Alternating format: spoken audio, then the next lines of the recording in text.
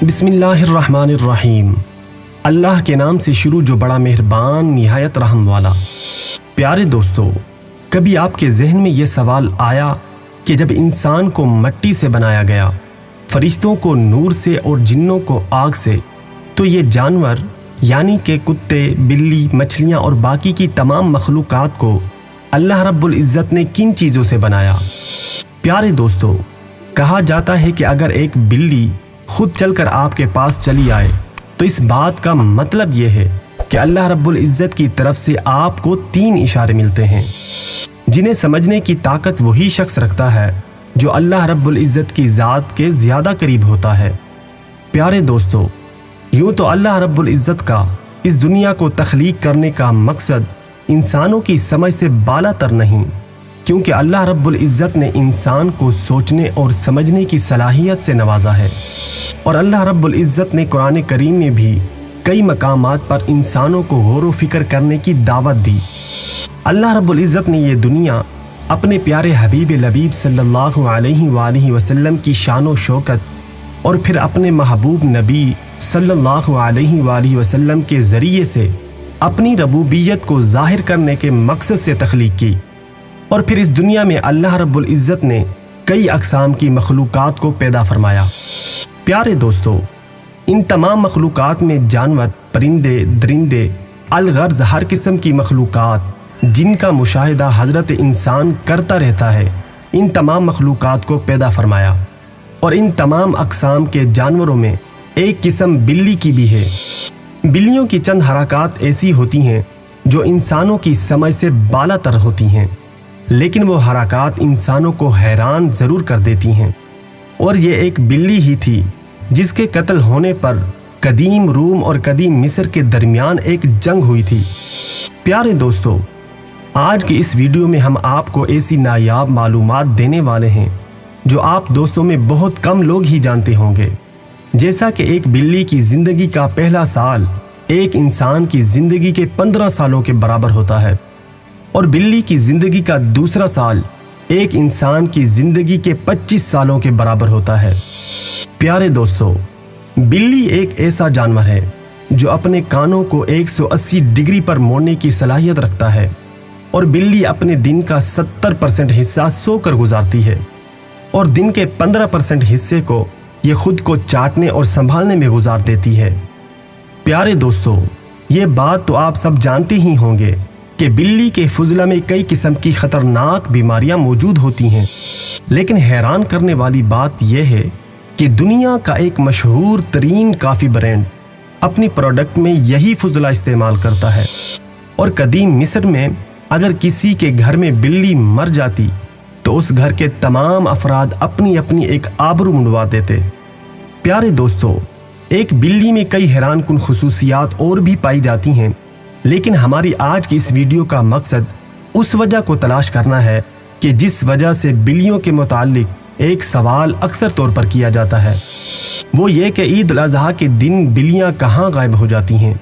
और ईद उल अज़हा के दिन बिल्लियों के गायब हो जाने के पीछे कौन सा राज पोशीदा है। प्यारे दोस्तों, हम बचपन में अक्सर एक बात किया करते थे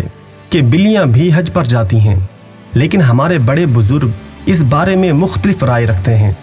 हम इन्हीं बातों से ये मालूम करेंगे कि ईद उल अज़हा के दिन बिल्लियाँ अचानक कहाँ गायब हो जाती हैं।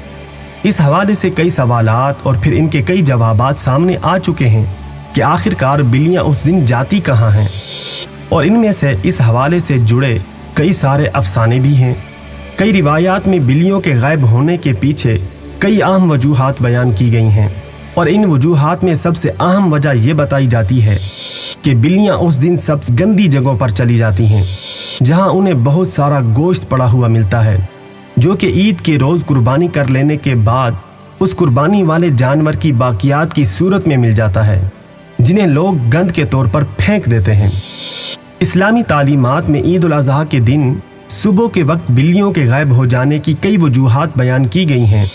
ख़ास तौर पर जिस वक्त कुर्बानी की जा रही हो तब ये बिल्लियाँ आपको अपने इर्द गिर्द नज़र नहीं आएंगी,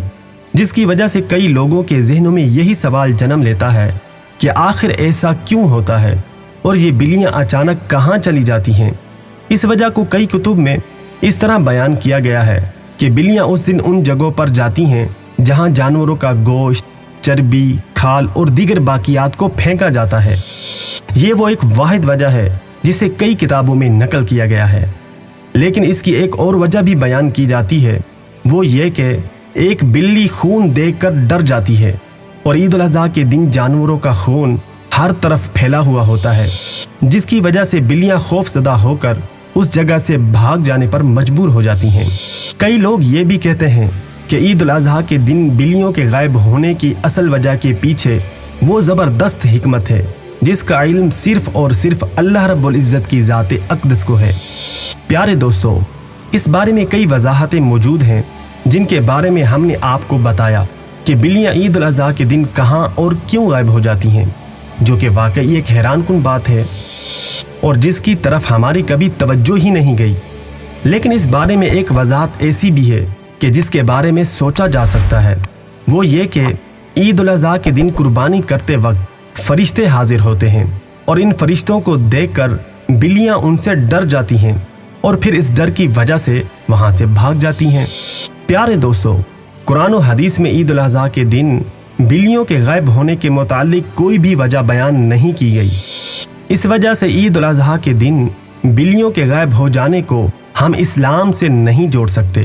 کیونکہ صرف عید ہی نہیں بلکہ دنیا بھر میں مختلف مذاہب کے تہواروں پر بھی یہ بات سامنے آ چکی ہے۔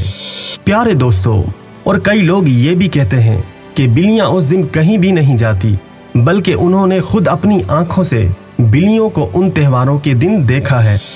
پیارے دوستو، بلیوں کے پیدائش کے متعلق روح المعانی میں لکھا ہے کہ فرشتے نور سے، جن آگ سے، جبکہ انسان کو مٹی سے تخلیق کیا گیا ہے، لیکن کتے، بلی، مچھلی اور دیگر تمام مخلوقات انسان کے تابع کرتے ہوئے مٹی اور پانی سے بنائی گئیں۔ پیارے دوستو، کئی لوگوں کے ذہنوں میں یہ سوال بھی جنم لیتا ہوگا کہ بلیوں کو پیدا کرنے کے پیچھے اللہ رب العزت کی کون سی حکمت پوشیدہ ہوگی، اور اس بارے میں روایات میں آتا ہے کہ بلیوں کے پیدا کرنے کے پیچھے اللہ رب العزت کی حکمت یہ ہے کہ جب حضرت نوح علیہ السلام کی قوم پر پانی کی صورت میں سیلاب آیا تو اللہ رب العزت نے حضرت نوح علیہ السلام کو کشتی بنا کر اس میں سوار ہونے اور ہر جاندار اور پرندوں کا ایک ایک جوڑا سوار کرنے کا حکم ارشاد فرمایا۔ تو حضرت نوح علیہ السلام نے اللہ رب العزت کے حکم کی تعمیل کی، اور جب کشتی پانی میں تھی تو اسی دوران کشتی میں چوہے پیدا ہو گئے اور انہوں نے کشتی کو کاٹنا شروع کر دیا،